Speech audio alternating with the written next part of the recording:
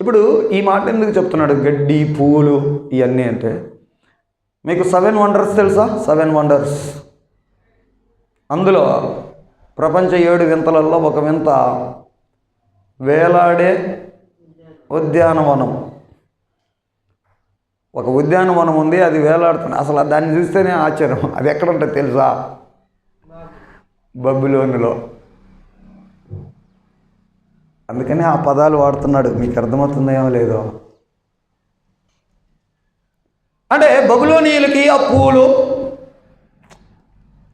పూలు అటు అందము అవన్నీ బాగా పరిచయమే. కాబట్టి చెప్తున్నాడు, ఈ పూలు ఇవన్నీ ఎలాగనో వచ్చి వాడిపోతాయో, సర్వ శరీరులు అలాంటి వాళ్ళే వస్తుంటారు, బాగా పీక్ స్టేజ్లోకి వెళ్తారు.